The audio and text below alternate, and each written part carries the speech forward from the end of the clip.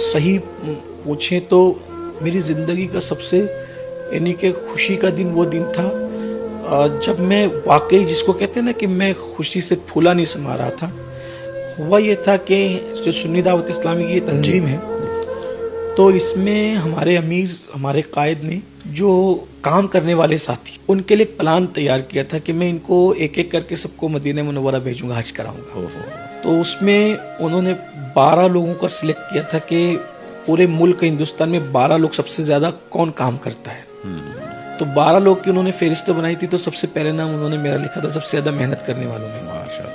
لیکن احباب کی یہ خواہش ہوئی کہ ایسے ہم کسی کا کو یوں نہیں بھیجیں گے, قرآن اندازی کریں گے. تو نام تو پہلے میرا تھا, لیکن جب قرآن اندازی کی تو ہمارے سورت کے نگراں حافظ امین صاحب کا نام آیا. اچھا. قائد محترم کو یہ تمنا تھی کہ میں اس کو جتنی جلدی بھیج دوں گی, ان کو بہت قلبی لگا ہے مجھ سے, بہت محبت, بچوں کی طرح چاہتے, بیٹوں کی طرح چاہتے ہیں, بلکہ بیٹا کہتے بھی ہیں.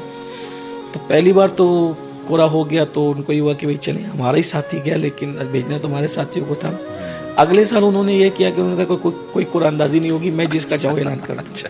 اور پھر انہوں نے اجتماع کے اینڈ پر کھڑے ہو کر کہا کہ اس سال حج کے لیے مدینہ منورہ کے حاضری کے لیے سید امین جائیں گے.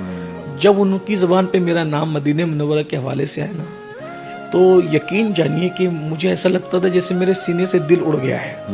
میں اتنا خوش ہوا, اتنا خوش, اور خوشی میں بہت رہا. میرے آس پاس جتنے لوگ تھے میں نے سب کو مل کر کے اس پر رہا. بہت اس وقت مسرت تھی کہ میں مدینہ منورہ جاؤں گا. اصل میں کیا ہمارے خاندان میں جو ہے وہ یعنی کہ بڑے بڑے علماء اور اہل اللہ گزرے ہیں. ہمارے خود میرے دادا کے بڑے بھائی سید شیر علی قاضی وہ کلون میں امام رہے. جو چھوٹا قبرستان جو ہے بہت طویل عرصے تک انہوں نے وہاں امامت کی. اچھا. لیکن اتنا مذہبی ماحول ہونے کے باوجود بھی کوئی مدینہ منورہ حاضر نہیں ہو سکا. جو 4-5 پشتیں جن کی تاریخ میں جانتا ہوں, تو مجھے یہ تھا کہ میں 4-5 پشتوں میں پہلی مرتبہ مدینہ منورہ جا رہا ہوں, تو مجھے بہت مسرت تھی. اور بلکہ جب میں حج کے لیے گیا بھی تو مجھے یقین نہیں آتا تھا کہ میں یہاں آیا ہوں.